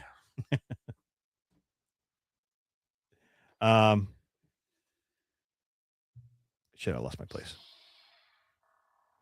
Oh, they come across the Inquisitors again. And while they're fighting off the Inquisitors, Maul mentions something to Devin, sort of about like more of the, see, if you use your hatred and your anger, you can overcome this, or something to that effect. Right. Meanwhile, the master's like, no, patience. Gotta have patience and, what is it, patience and calm or some bullshit. Mm-hmm. Like, yeah, I don't think Vader's using. There is no peace. There's only passion. Yes. And this is a lie. They're walking through these ruins, and all of a sudden you see fucking Vader's boom hand blows through one of the walls, right, as he ambushes them again. And we get a point where he's fighting Maul one-on-one, and he's kind of overpowering Maul. He's like, Maul's on the ground basically defending himself as Vader's over him, like slashing. Mm-hmm. So it just goes to show that power disparity between Vader and Maul. Yeah. Vader. So let's talk about this for a second. We had in the comics a Vader that was just the absolute badass, right? And we got some taste of that in the live action as well, like Rogue One. Well, Rogue One, yeah, for sure. And then I don't even want to count Obi-Wan. Yeah. As much as I liked how they shot those scenes, like from a canonical standpoint, I can't. But we know that was early on capable of just using the dark side to a level that was well beyond anything else. Like manipulating the Inquisitors, and like when they were coming after him, and that whole back and forth, that whatever comic series that was. I mean, it was fairly early. Yeah. In the Sacred Jedi text somewhere in here, over in the corner, comics. This to me is like the first time I was like, all right, this is us getting to see Vader in the appropriate timeline of him at his like peak. Yeah. This is Vader at peak form. And maybe it's not a coincidence that we're also seeing the Inquisitors at peak form also. Yeah. And like one thing that I was thinking about, like with when this show first started and everything, the whole going back to that whole hologram where Merrick's like, hey, blah blah blah, Lord, right, this is what's going on. You're gonna need to move a little closer to your mic, or sorry. Okay. But no, like with that whole scene, I was like this has to be Vader. Yeah. And I was like, because I basically started going back to Rebels and that scene where Maul and Ezra and them are at that the Sith temple or whatever, and Maul is like scared of Vader. Yes. Yeah. So I was like, they have to have some kind of a confrontation for him to be afraid of this dude. Yeah. In the future. Right. So I was like, I was like, I really hope that's where this goes, because they need to show why Maul is like, you can't take this guy on alone. Like you're nuts. Yeah. I'm with you. I don't think there's ever going to be a point where Maul is going to best. No, he's gonna escape. Right. Yeah. Which again, that's what they seem to do in this episode, is a lot of running away and kind of regrouping before they fight again. And then we get to this point where it's basically a 3-on-3, where it's the 2 Jedi and Maul taking on the 2 Inquisitors and Vader in this long drawn out, badass saber battle. So it gets to a point when Maul is fighting Vader and he's getting knocked back, and was it Okie Dokie pushes Marak off the cliff, Yeah, I think so. Yeah. and then so he comes over and he starts fighting with Maul. Yes. Well, not fighting Maul, but fighting with Maul. Yeah. Against Vader. And then Maul gets pushed back, realizes like this is not a fight. I'm gonna win. Mm-hmm. And then force shoves Okie Dokie so that he's off balance and ends up falling into Vader, basically into Vader's blade. Yeah. And I think part of that is also like he wanted Devin to see her Yeah. master get killed, like to bring that anger and hatred into Yeah. her. Like it was definitely timed in a certain way. Yeah, like you could right. tell, like they made it pretty clear. Like, oh, you need to see this. Yeah. Plus, it also got rid of Okie Dokie. Yeah. You know, so he wouldn't be an issue anymore with Maul. Yeah.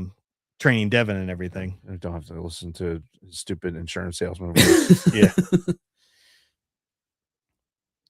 Was that all? Maybe I thought you were going somewhere else with that, but I might have been.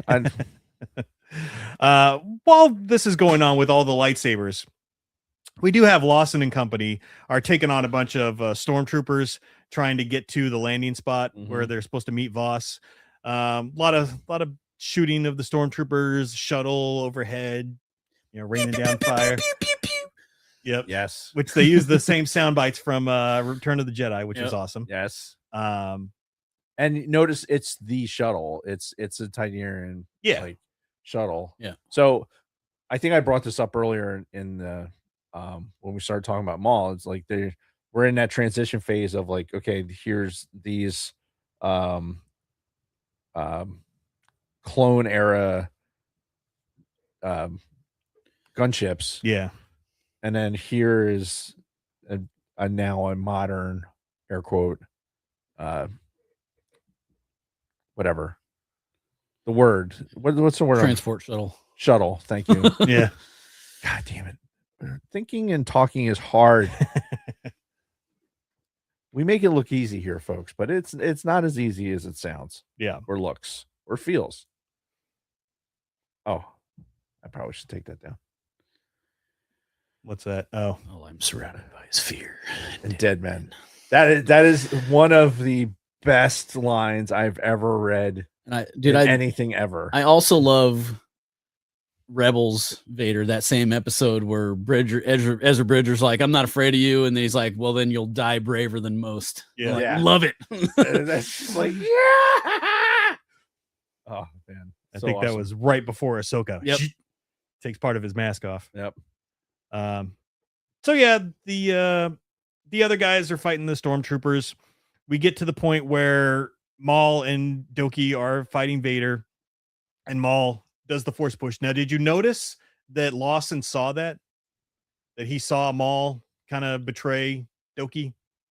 No, I didn't. I didn't see that. Yeah. Okay, yeah, it was very quick, but he sees it, and that is why I think that Lawson isn't actually dead at the end of this episode, which we'll get there.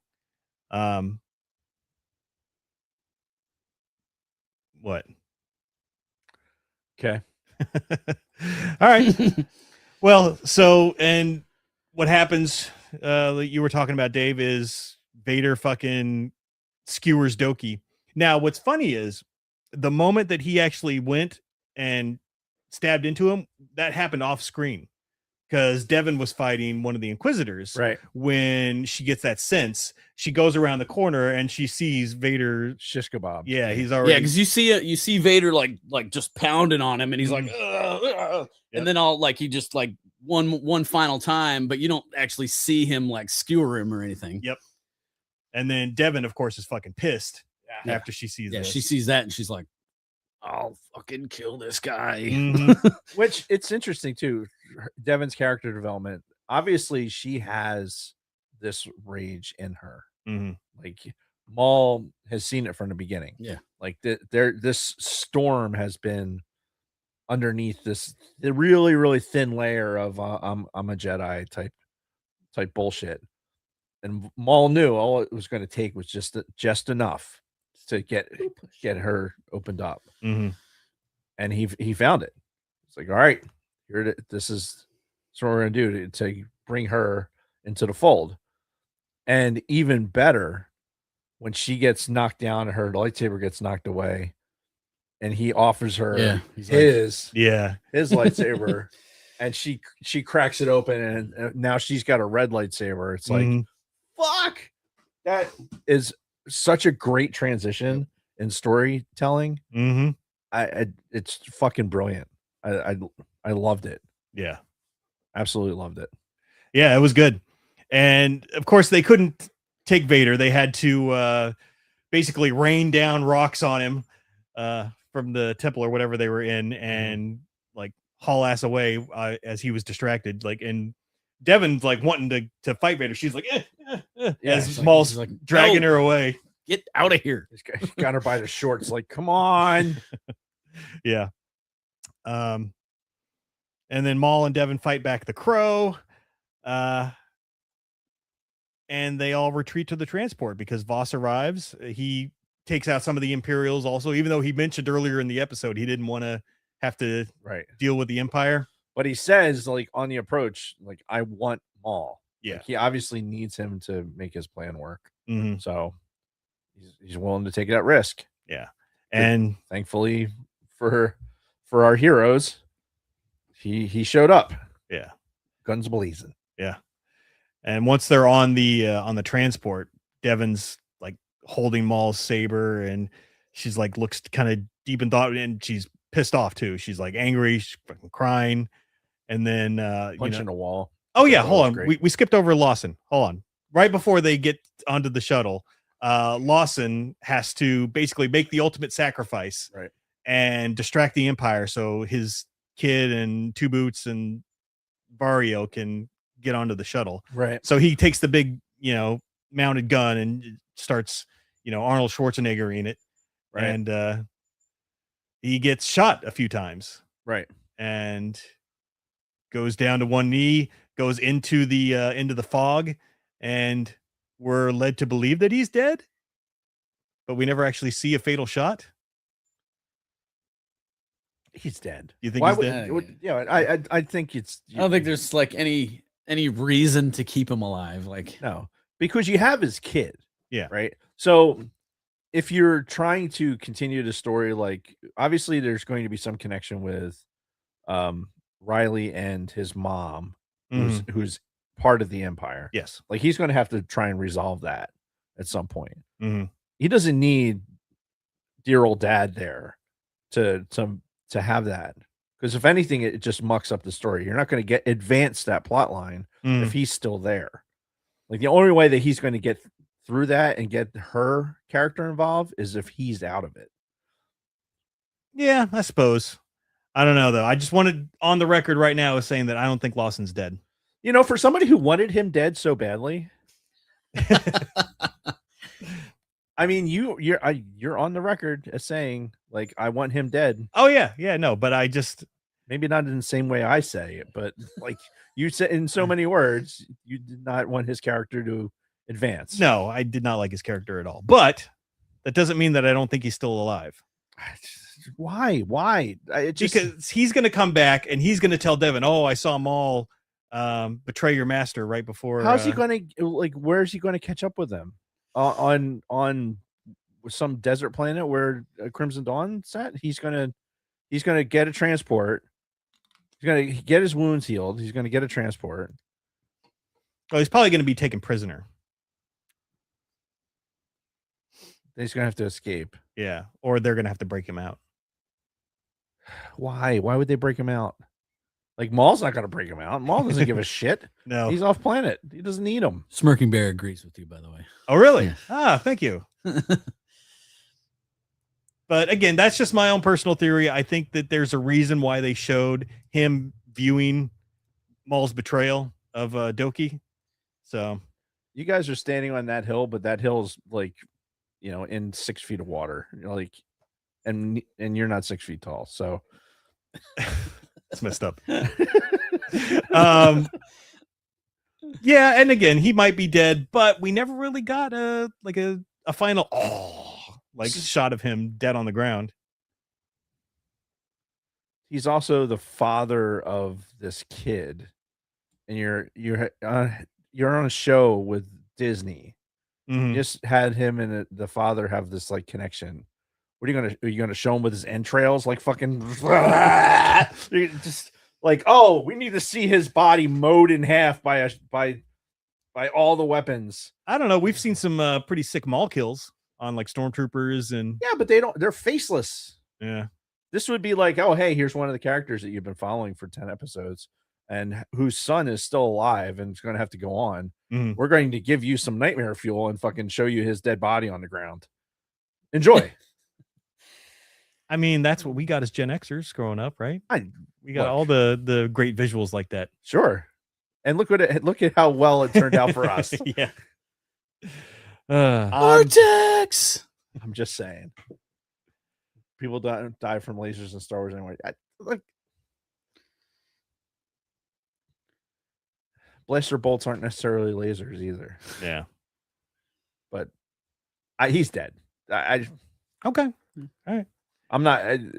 We can enjoy the fact that we don't have to deal with this fucking. Hold on. We can do a double or nothing board bet. All right. I don't have $1 on me. Okay. Well, get one if you want to. I'll have to get. If you're. Oh, look at that. Oh. Bam. You two can split the winnings if it turns out he's dead for real. Fair enough. Now somebody mark the date that we did this. That way we know what the fucking money's on. Yeah. Otherwise, in 2 months we're gonna look and be What's like, the "Why? money? What's the money for? I don't remember. Yeah. What did we make a bet? I don't know. Yeah. It wasn't football. Football's over. Yeah. Anyway. So the last scene that we get is basically first Maul is up in the cockpit as they're flying away with Boss, and Boss is like, I held up my end of the bargain, and Maul's like, I got this. Don't worry about it. Basically saying that he's definitely going to uphold his end. Right. And then he goes back with Devin, and she looks at him and she's like, I'm ready. And that's the end. So Yeah, real tight in shot of her face, like just. Yeah. I think we only see her lips too when It's like when she actually says it. It's a very anime shot. Yeah. To me, but I don't watch a lot of that, so I could be totally wrong. It just reminded me of like something you'd see in anime. Yeah. So, but that was it. That And now we have to wait. Although, if you listen to Sam Witwer, we don't have to wait a long time. That's what he's like. He basically said that you won't have to wait very long or something along those lines. So okay. Maybe it's not going to be a next year thing, or maybe it'll be a early next year thing, or I don't know. But according to Sam, we won't have to wait very long. Oh, good. It's promising. Yeah.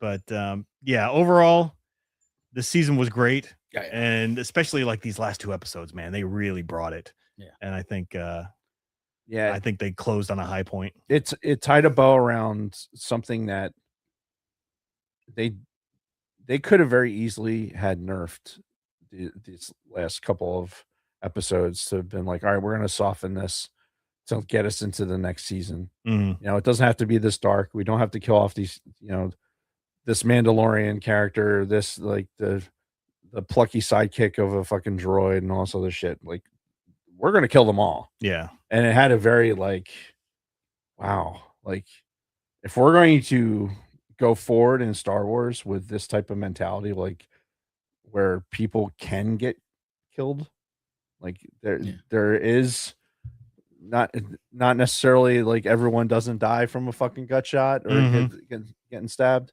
Like there's actual consequence. Yeah. Like then we're in a good spot for Star Wars.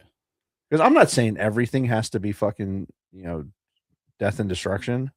But if you're going to have a Darth Maul Shadow Lord, I don't need everyone to live. I expect him to go out there and fucking create mayhem. Mm-hmm.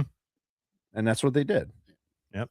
Did you notice that Vader had no lines of dialogue at all? Didn't talk at all. Yeah. Loved it. Perfect. Yeah, because like he didn't need to say anything. No, and they have the rights. They could give him dialogue. And it if was they funny because like halfway through that battle, I was just like, I hope he doesn't say anything. Yeah. I hope he just Yeah. fucks everybody up and just his presence is all that was needed. Yeah. And that's pretty much it. Yeah. He, Why would he have to speak? Yeah. Yeah. Yeah. But I mean, He just doesn't- saying. he doesn't need to intimidate them. Like just him is the intimidation, you know? Right. Yeah, no, but that was a creative decision because they have the rights to James Earl Jones's Yep. voice, so they could have if they'd wanted to. Yep. But they chose to just go with the more menacing Yep. figure, no dialogue, and just have him kicking ass.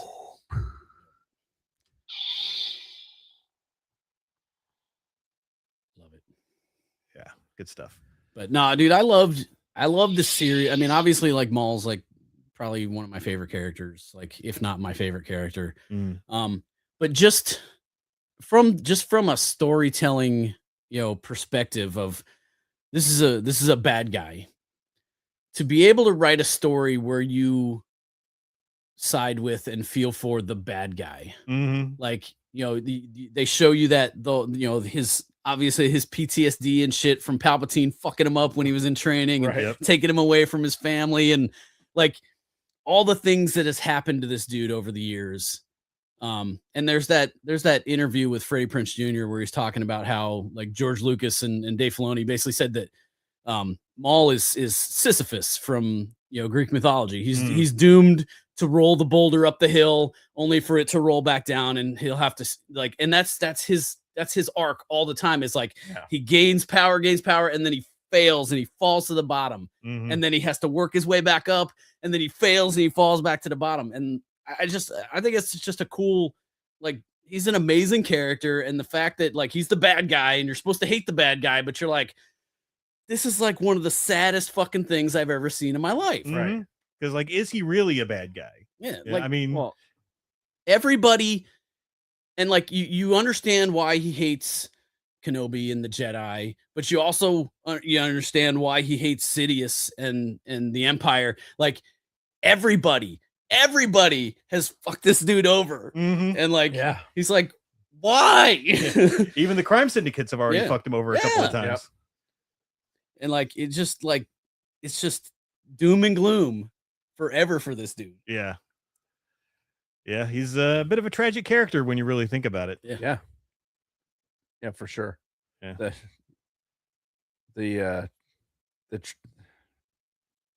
Lost my train of thought. Pew. Yep, gone. Yeah. That's fine.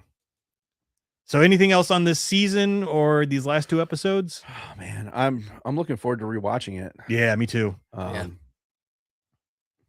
Yeah, the Vader scenes where he was fighting them, just so good. I love me a good lightsaber duel, and I think they really brought it with these and episodes. Like there was a few scenes in that where like Vader was like just really taking it to him, and you can see like the fear in his eyes, like what the hell is this? I thought it was like so well done, and like I said, it pays off that later down the road in Rebels where you can tell that Maul is like afraid of this guy. Yeah, like he's like, where his lackeys are, he's not far behind, and we need to get the hell out of here. And it makes me wonder if we're going to see Vader again in the series, or if that was sort of a one and done kind of thing with him and Maul.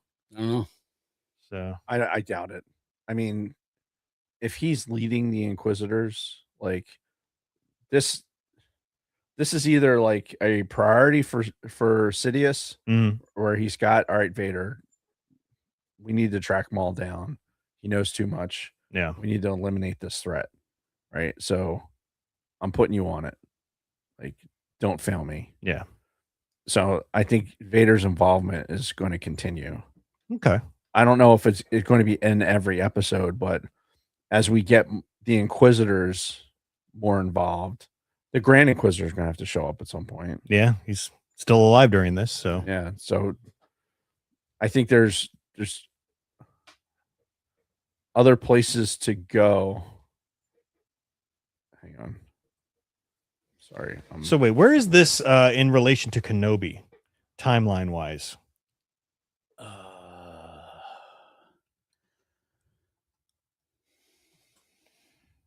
Thinking it's only a few years.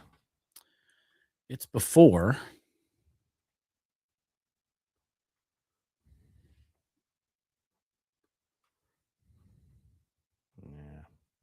Anyway, I was just curious.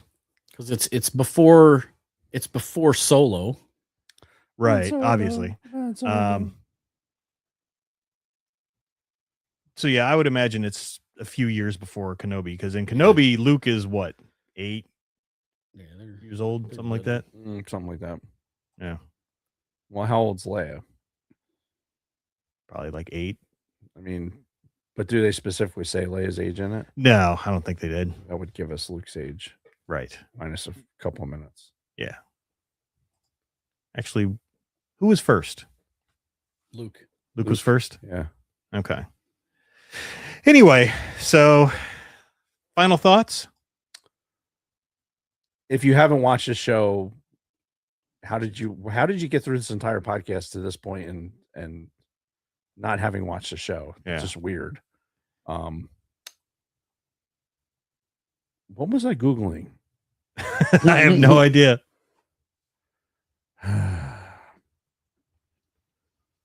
Yeah, watch this fucking show, and you will do it.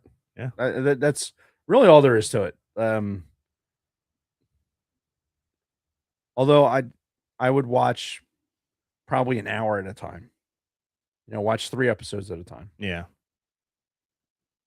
I can see why they didn't release them one a week though, because they're so short. You'd kind of feel like you just barely got anything before the episode was over, and you had to wait another week. Well, see, that being said, like, so if I dedicate an hour to watch it at a shot, Mm-hmm. does it make sense to break up the 2-episode pair? I guess it really doesn't matter. Yeah, not really. It flows pretty decent. Yeah. Timeline of galactic history. That's what I'm looking for. So Google was saying that Luke and Leia were approximately 10 years old in Kenobi. Oh, okay. So then we're still talking a good 8-year gap, I think, then between this season of Maul. My penis so smooth. Gap. I don't know. It's just where my brain went. Oh, my God. There's apparently a lot of happened in the fucking. Oh, because they have all this fucking. Oh, are you looking up the timeline as well? Yeah, I'm scrolling. Whoa. What was it? 889 BBY. Yoda was born. Something like that. Oh boy, we're getting way off the timeline. 896 BBY. Yoda was born. Jesus. Old as fuck. Yep. When 900 years old you reached, look as good you are not. Hmm? Yeah. Maybe not be such a war criminal either. All right. Well, I guess that's time to close it up then, unless anybody has anything else. Well, I have reads to do. Yeah. Oh, so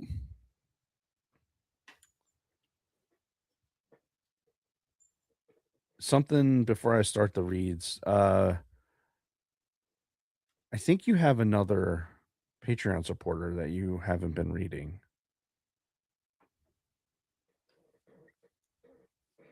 Who's that? You should look. Okay. That's Kristen's job, but I'll get her on it. I mean, I'd work on it like now. I don't have the login for that right now. Well, ask.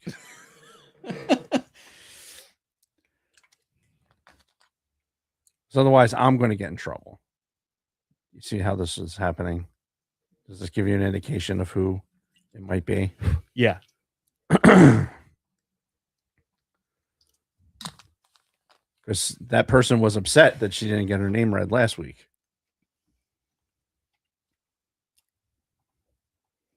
All right. I got her on it. Thank you. What am I doing? Am I doing the reads? Yeah. Okay. ATSW family happenings. ATSW Escape Pod is on spring break still. Yeah. Luna Girl does not know when they will return, but she misses them. She is playing back their catalog on YouTube's, which you can also, which that's lame. Lame. Get to work, fellas. You got a show to do. How are you going to get to 400 episodes if you're taking like spring breaks? Like, how does that work? Did we ever take a break? Yes. Yes. Yes, we did. Several times, actually. When 9 years you old, you become. Poltergeist is cursed yet again. Just reading the teleprompter. Poltergeist. Look, see it? Poltergeist. Poltergeist. He is reads cursed. whatever's on the teleprompter. Yet again, Grave Reviews returns this week with a review of the 1982 horror classic Poltergeist. Adulting halted their return last week. Join Alan and Chris this Tuesday, April 23rd at 20:00 p.m. Eastern Daylight Time on YouTube. Support the official band of the Sidebar Cantina till the end. This guy right here. See him? Look at his face. Yeah. How can you not support this guy? And all the other guys. Check out the socials for their new release, behind the scenes footage from their new track, Dismal Paradise. Then go to tilltheendofficial.com to purchase tees, sweatshirts, stickers, posters, and future ticket sales. I'm surprised you're not wearing a Till the End shirt. It was dirty. I wore it the other day. Fair enough. Their second European tour is already being planned, as Nick talked about earlier. More music and shows are coming soon. Buy some shit. Do it. Buy them all. Yes, this is how the band makes money. Yes. Just a reminder, go sub to at Sidebar Gaming on YouTube. Ding that Liberty Bell and select all for updates. Any updates? No. Okay. No news this week from Used and Abused, Layman's Terms, or the Orange and Fetch Show. If you're in the greater Philadelphia area and want to have a good time, come go on. Come. My penis so smooth. Come see me at the Running Me Pike Jam Centennial Edition. We are celebrating 100 years with live bands, The Blitz, and local favorite, Don't Call Me Francis. Have you heard of them? I have not. They're actually really good. They've been around since I was drinking as a kid. Just apparently a long time ago, but we're not going to talk about that. Yeah. You're going to have amazing food trucks, a beer tent, vendors, bouncy obstacle course for the kiddos, and other stuff I'm forgetting, which is accurate. Topped off with a drone show. Hooray! Hey. I'm not flying. I don't have anything to do with the drone show. So there's no connection there. Other professionals will be flying. Just make sure there's no water around. Yeah. The table. Yeah. So circle May 9th on the calendar, and I will No comment. I will see you there. Like I said, I'm not flying. Did I bring up bad memories for you, Dave? Yes. I immediately I'm looking for my circle. You can find us at bio.link / the Sidebar Cantina, or you can find our links to Patreon, YouTube, our audio podcast on Apple, Audible, and Spotify, and all social media platforms, including X, Instagram, Facebook, Twitch, TikTok, and Discord. Once you get to the bio link, simply click the symbols under our pic to go to your platform of choice. You can also find all of our past Spotify mixtape playlists. You guys are on Spotify. Do we have a playlist on our Spotify mixtape playlist that's just Till the End? You should. We should. Everyone should have a Till the End playlist. Yeah. Until the end. Luna Girl, you hear that? I think we should make that happen. Or you should make that happen. Seeing as how we are the official band of the Sidebar Cantina. Yes, That's right. absolutely. Why does it seem like my cursor has to go like a light year to get to the fucking screen? Like I'm like pushing forever, and then finally it shows up over there. You need to increase that mouse sensitivity. No, I don't. No, because then it picks up the shakes. we don't need that, right? Although it'll never go to sleep. Thank you, Luna Girl. T Public Merch Shop, Sidebar Swagtastic. Who wrote this? Swagtastic on everything from t-shirts and hoodies, tote bags, phone cases, exclusive stickers and pens. Nobody's getting phone cases from T Public. If you did, Don't. Stickers and pins, wall art, magnets, notebooks, laptop cases, pillows. We need the pillow. We need a pillow sighting. Does the pillow still exist? I think it's in a closet somewhere. My penis is so smooth. Nothing says loving like a naked Jason chick on a pillow in a closet. It's in the closet. Go to bio.link/Sidebar Cantina and click merch. Reviews. No new reviews. So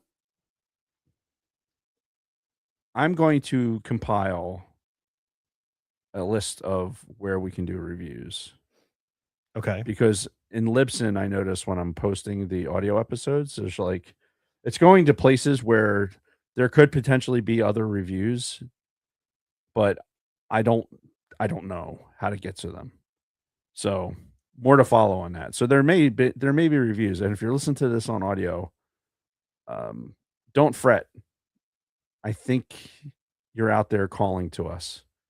It's a message in a bottle, and it's just waiting for it to wash on shore, and we just have to find it. So fear not, we're working on it. But please rate us a 5-star review on Apple or Audible. While you're at it, hit that like button and subscribe to our YouTube. Make sure you click that old Liberty Bell for when we go live. Don't be afraid to share it with all your friends. As always, a huge shout out to our Patreon supporters. You are the reason why we do this, and we thank you. And happy May the 4th. Yes. To Nick. And have anything else for us, Nick, before? No. Anything else to pimp? No, I think that is it. Real quick, we do have some breaking news.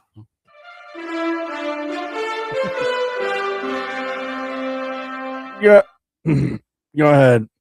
Yeah, so breaking news, we have a new Patreon supporter. What? Yes. Imagine that. Yeah, we have Kathleen Martin is now a Patreon supporter of the Sidebar Cantina. So thank you, Kathleen. You get your own snaps because you are the reason why we do this.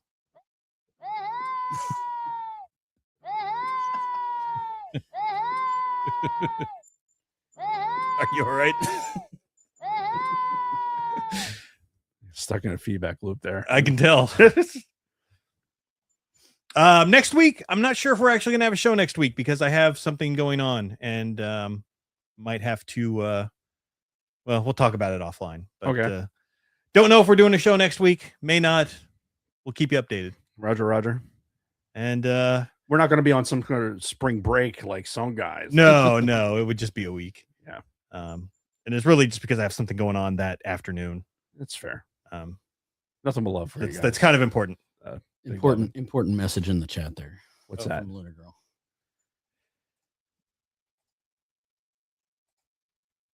we're I think we're doing the same thing.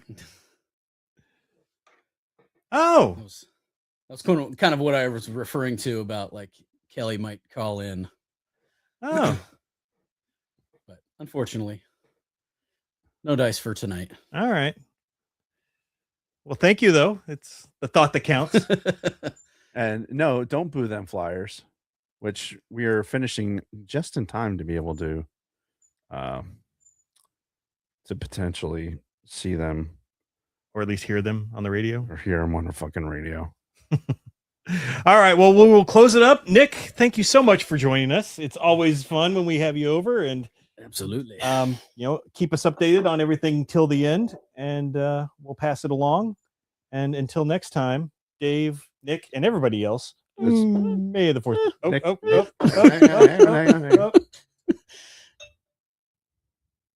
There we go. Gotta have something. Until next time, Dave, Nick, and everybody else, may the Force be with you. May the Force be with you. Be with you. Oh, man. It's good stuff. Tasty. Okay, now what do I click? Hang on. That sounded like I had a golf ball in my mouth because I just drank that slug of whiskey. All right.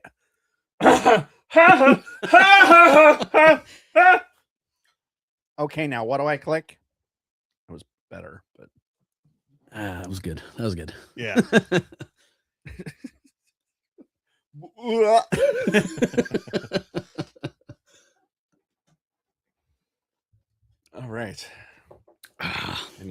this out. Yeah. Whoop. That's what she said. My penis so smooth. Oh, All right. I think I'm going to kill the live stream. Thank you all for sticking with us. We love you guys. For number 400. Yep. 400. We'll see you at 500. Cinco de Mayo, Taco Tuesday tomorrow. Oh, that's right. It's a celebration. It's a celebration, bitches. I'm getting Mexican food for dinner tonight.